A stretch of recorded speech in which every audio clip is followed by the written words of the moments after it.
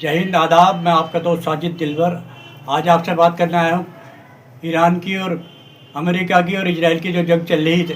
तो इस बारे में आपसे 3 विषय पर ज़्यादा बात करूँगा। मैं 3 विषय पर आपसे बात करना चाहता हूँ। पहला विषय है पाकिस्तान में जो मीटिंग चल रही थी, बातचीत चल रही थी ईरान की और अमेरिका की, और समझौते की बात चल रही थी, सीज़ फायर की बात चल रही थी।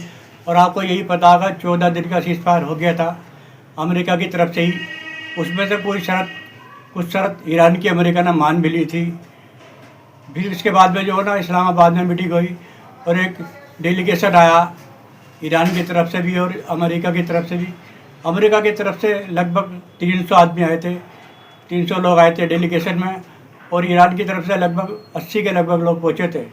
तो बातचीत काफ़ी अच्छी चल रही थी और बातचीत कुछ नतीजे पर पहुंचने भी वाली थी। जो प्रधानमंत्री पाकिस्तान के शहबाज शरीफ हैं, उन्होंने काफ़ी मेहनत की थी, और उनके चीफ जो हैं आसिफ मुनीर आर्मी चीफ, उन्होंने भी काफ़ी मेहनत की थी और बहुत कोशिश करी थी उन्होंने सीज़ फायर हो जाए। और सीज़ फायर बातचीत किसी अंजाम तक पहुँचने ही वाली थी। उसी वक्त जो है अमेरिकी जो उपराष्ट्रपति है जेडी वांस, उन पर जो है इजराइल के प्रधानमंत्री नेतन्याहू का फ़ोन आता है और बात बिगड़ जाती है। उसी के बाद बात बिगड़ जाती है, यानी कि यहाँ पर भी नेतन्याहू ने दो देशों के बीच में बात होने वाली थी, यानी कि विश्व में शांति आने वाली थी। सीज़ फायर नहीं होने दिया और दुनिया को एक नए बवाल में धकेल दिया, एक नए अंधकार में धकेल दिया। तो सारी जड़, मैंने पहले आपसे भी वीडियो में कहा था कि सारी लड़ाई की जड़, सारे विनाश की जड़ जो है इजरायली है, और लोग इस बात को मान नहीं रहे हैं। कुछ लोग तो ये मानते हैं कि इनकी मुसलमानों की लड़ाई है या हिंदुओं की लड़ाई है। इस लड़ाई को, इस जंग को, या किसी भी लड़ाई को, किसी भी जंग को हिंदू मुसलमान के चश्मे से नहीं देखा जाना चाहिए। जैसे कि हमारी भारत की आवाम भी है, हिंदू मुसलमान सारे एक साथ मिलकर रहते हैं। तो इसी तरह से जो ना, ये इजराइल को जो ना एक सबक होना चाहिए, एक सबक सिखाना चाहिए दुनिया को मिलकर, कि जो अपने शैतानीपन से ये बाज आ जाए और दुनिया को एक सुकून की ज़िंदगी जीने दे। तो मेरा कहने का मतलब यही था, वीडियो बनाने का मतलब यही है कि आखिर कब तक ये अमेरिका जो इजराइल के कहने पे चलता रहेगा, और आखिर क्या है, कौन सी नस इजराइल के हाथ में अमेरिका की है, जो डोनाल्ड ट्रंप उसके जो वो कहता है वही करता है। और जेडी वांस, वो जो उपराष्ट्रपति हैं, उन्होंने भी जो है एंड टाइम पर जो है ना नेतन्याहू की बात मानी, और बात जो चल रही थी वो बेनतीजे ही ख़त्म हो गई।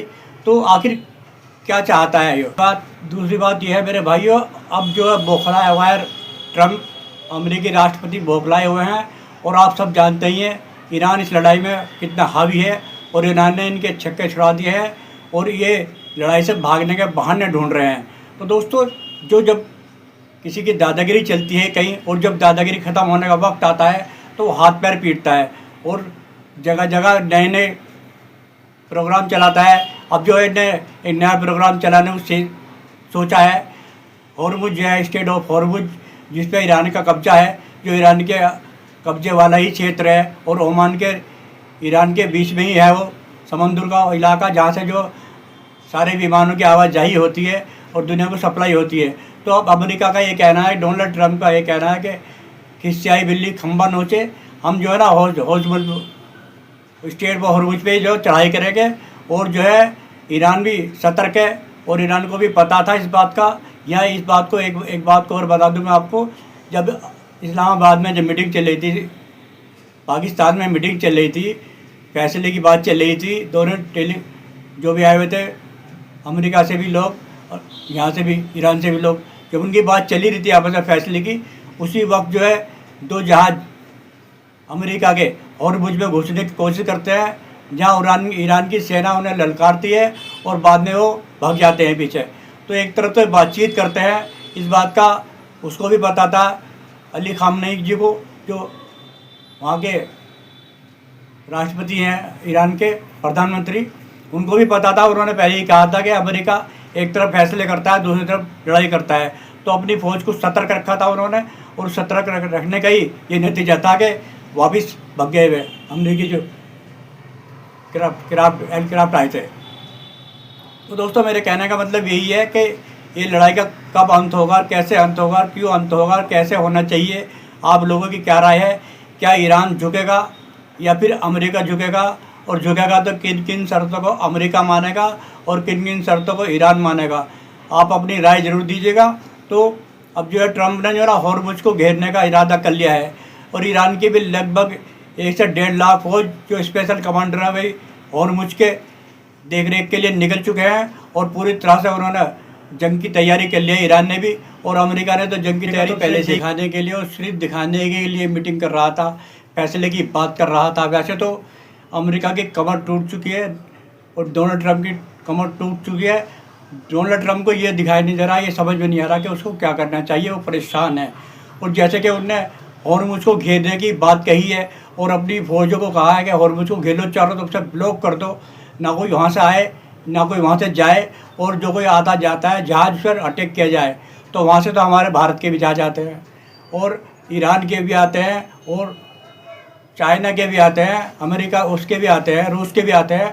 तो हमला करेगा, अगर ये हमला करेगा तो रूस को इन्हें बेवकूफ़ समझा है, ये हमारी इंडिया को बेवकूफ़ समझा है, ये हमले करेगा हम झेल लेंगे। हमारे मोदी जी घर में घुस के मारेंगे डोनाल्ड ट्रंप को, इतनी ताकत रखता है हमारा भारत। हमारा भारत कोई पाकिस्तान नहीं है जो किसी डांट में रहेगा, धमकी में रहेगा। और रूस की मार गिराएगा, रूस को मार गिराएगा, रूस भी इसके घर में उसका मारेगा। तो इतना कमज़ोर दुनिया नहीं है इसी जो कि इससे पिटेगा। और ये हड़बड़ाया हुआ है ये कुछ नहीं करने का, आखिर में जो टेबल पे ही बैठ के फैसला ही करेगा और इसको अपना दिखा दिया है। लेकिन अब तो गीदड़ भपकी दे रहा है, क्या भी कहता है कि 48 घंटे के अंदर अंदर ईरान का सर्वनाश कर दूंगा, ईरान को मिटा दूंगा, ईरान को भूतकाल में पहुंचा दूंगा, यहाँ पहुंचा दूंगा, वहाँ पहुंचा दूंगा। और इनने हर कोशिश करके देख ली। और जो इसका चेला है पाकिस्तान, इनने उससे भी मध्यस्थता करा दी, कोई नतीजा नहीं निकला। जब इसे मार का ईरान ने मारी से, तो इन्हें अपने चेले को फ़ोन करा पाकिस्तान को, उससे वो फैसला करा दे। जैसे कि जब हमारे भारत ने ऐसा मार लगाई थी पाकिस्तान को और बहुत तगड़ी मार लगाई थी, हमारे भारत का मीडिया तो लाहौर तक पहुंच गया था, जिन्हें कहाँ तक पहुंच गया था। हमारे भारत का मीडिया तो हमारी सेना से भी तेज चल रहा था। तो जब भारत ने मार लगाई थी इस पर, और ये उसी वक्त इनने अपने पिताजी को फ़ोन करा, अपने आका को फ़ोन करा पाकिस्तान ने, कि डोनाल्ड ट्रंप को फ़ोन करा कि आका लड़ाई रुकवा दो। और डोनाल्ड ट्रंप ने, जैसे कि डोनाल्ड ट्रंप का कहना है कि उनने फ़ोन करा हमारे मोदी जी के पास, तो मोदी जी ने जंग बंद कर दी। जैसे कि डोनाल्ड ट्रंप का कहना है, डोनाल्ड ट्रंप ने ये बात कही है, बार कही है। और हमारे किसी अधिकारी ने, सर्वश्रेष्ठ अधिकारी ने, हमारे प्रधानमंत्री ने इसका विरोध नहीं करा। तो उससे तो यही बात जाहिर होती है कि डोनाल्ड ट्रंप ने समझौता कराया था। तो डोनाल्ड ट्रंप ने जैसे ही मार खाई, उनने अपने चेले को फ़ोन करा पाकिस्तान को, उन्होंने मध्यस्थता करवाया। यार ये तो बहुत मार रहा है, ईरान बाज नहीं आ रहा। लेकिन जो है ना, लातों के भूत बातों से बाज नहीं आते। हमारे देश में एक पार्टी ऐसी है जो लातों की भूत है, बहन की बातों से बाज नहीं आती।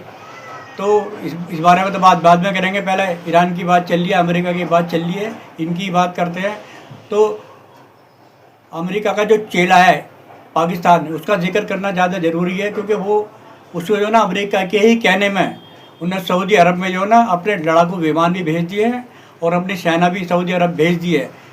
अमेरिका के कहने पे ही वो बहाना बना रहा है। जैसे कि कुछ महीने पहले इनकी एक डील हुई थी सऊदी अरब की और पाकिस्तान की, जिस डील में ये तय हुआ था, इनके हस्ताक्षर हुए थे कि अगर कोई सऊदी अरब पे हमला करेगा तो हम पाकिस्तान उसकी तरफ से लड़ेगा, या कोई पाकिस्तान पे हमला करेगा तो सऊदी अरब उसकी तरफ से लड़ेगा। इस डील को निभाने के लिए हमने अपनी सेना वहाँ भेजी है, पाकिस्तान का कहना है। और इस डील को ही जिंदा रखने के लिए हमारे अपने फौजी भेजे, अपने एयरक्राफ्ट भेजे, लड़ाकू विमान भेजे हैं। तो ये तो सिर्फ कहने की बात है, ये अमेरिका का चमचा है और अमेरिका के कहने में ही आकर इन्होंने सऊदी अरब अपनी फौजी भेजी है और अपने जो है लड़ाकू विमान भी भेजे हैं। तो दोस्तों, आखिर ये जंग कहाँ जाती है, किस तरफ जाती है, ये तो आने वाले वक्त ही बताएगा। जहाँ तक मेरा दिमाग काम कर रहा है तो मैं ये कह रहा हूँ कि अमेरिका को घुटने टेकने पड़ेंगे, क्योंकि ईरान तो उससे अकेला झेल नहीं रहा। वो क्या रशिया को झेलेगा, क्या भारत को झेलेगा, क्या चीन को झेलेगा? जब उनके जहाज़ों को रोकेगा, उनके जहाज़ों को मार गिराएगा, तो हाथ पे हाथ धर के ना हम बैठने वाले हैं हमारा भारत, ना ही चीन बैठने वाला है, ना ही रशिया बैठने वाला है, उसे जवाब दिया जाएगा। तो ये इधर उधर भागा फिर रहा है डोनाल्ड ट्रंप। इसको सिर्फ इतना नहीं सोच रहा क्या इजराइल से क्या खामोश बैठ जा और इसको डील को किसी तरह से कर ले। तो आपकी क्या राय है, हमें कमेंट में ज़रूर बताइए। फिर मिलेंगे आपसे किसी अच्छी वीडियो के साथ। तब तक अपने दोस्त साजिद दिलवर को इजाज़त दीजिए। जय हिंद, खुदा हाफिज़।